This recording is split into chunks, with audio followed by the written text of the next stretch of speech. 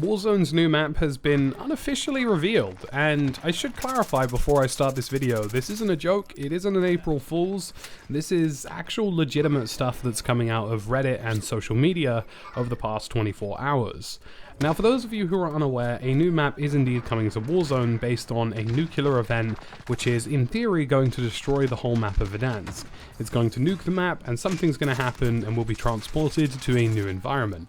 Now, some people have speculated that there will be a nuclear event where the map is sort of a post-apocalyptic hellscape for a while, and we're not exactly sure whether or not that will be the case, but what we do know now is that Warzone's new map is an 80s version of Verdansk. And yes, you didn't hear me correctly there, Warzone is being transported back in time to the 1980s to fit in theme with the Black Ops Cold War integration. We don't know whether the speculation surrounding the Ural Mountains is official and that we actually will be going to a brand new environment. We don't really know what the situation with that is, but what we do know now is that we will be playing in a 1980s equivalent of Verdansk in the Soviet Cold War era. Now, I can't actually show you guys the video footage of this advertisement for fear of Activision absolutely deleting my channel, but what I can tell you is that it revealed 2 or 3 locations that had been completely changed. The first was Stadium, which is now not a large open arena, but rather a sort of college football style arena that has been opened up and looks very old and looks very, well, very 80s. The area just north of Stadium, which has tents and a small building compound and often a buy station, has been completely revamped into a radio dish station, which has a large radio antenna array, and we've seen the city of Verdansk and the dam as well being completely changed alongside airport and even a tunnel system entering the game. So Verdansk as a city has been completely remodeled and it seems to have been scaled back. There's definitely less high-rises in the area, more smaller apartment style buildings of the Soviet era, and the dam has been completely changed. It's been changed into an aqueduct, which for those of you who are unaware kind of resembles a really large bridge except for water. Airport has also seemingly had some revamping, going away from large 747 style planes to small private jets and looking very sort of Cold War 80s James Bond-esque. And finally, we got a look into some weird tunnel style system, which appears to be a full-blown like underground bunker / mining system in Verdansk.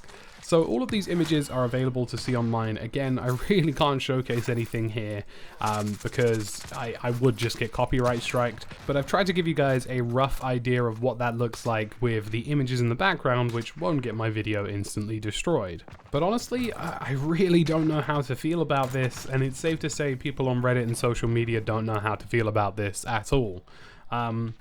In many ways, I was kind of hoping at the end of the video somebody would just say psych, or like, you know, just be like, nah, we promise this isn't happening. But it looks like it is. It looks like Verdansk 0.5, I guess. It's an 80s version of the already existing Verdansk.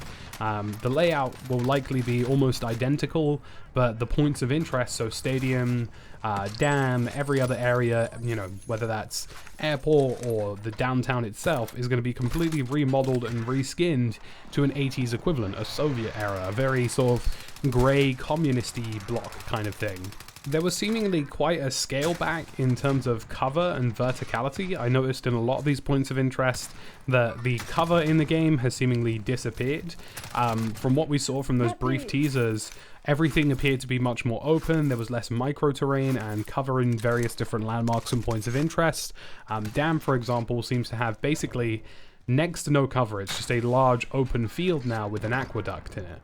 And I can only presume that there will be some sort of Black Ops styled points of interest. So we might see various different parts of maps from Black Ops enter other different points of interest. And I'm saying this purely speculatively based on what we've seen so far. So I guess a good example would be you'd likely see somewhere like Boneyard completely gotten rid of and replaced with a Black Ops point of interest like, I don't know, Zoo or something like that. There's no guarantees that that's going to be the case. It could just be that Boneyard becomes a 1980s Boneyard.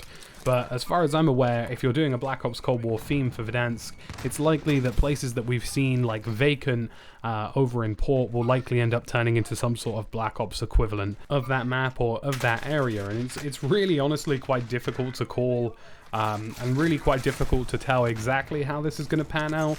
But from what we've seen, Verdansk is basically here to stay. It's not disappearing, it's not going away, it's simply being traveled back to the 1980s in a sort of weird backward time travel iteration of Verdansk. And honestly, again, you know, we have to kind of save our reservations and reviews for this thing until we actually get hands-on with it, because for all we know, there could be a really cool nuke event. There could, in fact, be a post-apocalyptic version of Verdansk temporarily in the game, and then we may end up on, you know, a really cool 1980s version of Verdansk that could actually be very interesting and could have really cool points of interest and really cool systems in place. But simply at the moment, it looks like a 1980s reskin.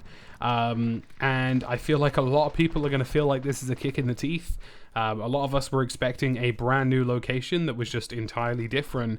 But generally, I think it screams bad and it screams lazy, and honestly I think a lot of people are going to be really disappointed with this moving back into a 90s. People don't really like the Cold War integration as is, let alone when it takes Verdansk and sends it back in time and basically nothing else. Like, if we don't receive another map on top of 1980s Verdansk, people are going to be severely disappointed.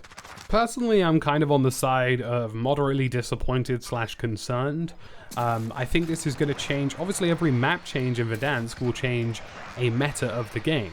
If the game suddenly goes from having lots of cover to having very little cover, for example, how the game is played is going to be completely reinvented. So map changes are something to be wary of just as much as something like weapon balance is something to be wary of. And in the case I've seen so far for a 1980s Verdansk, I'm worried that A, it's going to be boring, B, it's going to feel stale after a little while, C, they're probably going to forget about putting cover in the game, and that's going to really badly adversely affect the game. And the last major concern I have really is, if that's what they've been working on this whole time, then we should all be very deeply concerned that all they could put out was a reskin of the original Verdansk. Now, I do recommend you formulate your own opinions on this by looking at the media that is available. You can see it on Reddit and more or less anywhere else on the internet at this point. But personally, I'm a little concerned.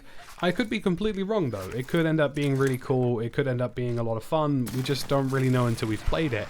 But from the initial impressions of what I've seen, it's looking like a bit of a sticky one. Anyways, folks, that's about it from me, TheTacticalBrit, today. And again, I am specifying that this is not not an April Fool's. This is actually something that is happening.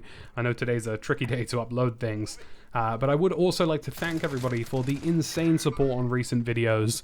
It's been really good, man. You guys are absolutely blowing me away with growth right now, and I'd like to thank everybody who's clicked on the video, left a like, left a sub, and has just generally supported the channel. I just really appreciate it, and thank you guys very much for everything that you're doing so far. As always, folks, if you enjoyed this, leave a like, leave a sub, and I'll see you in the next one.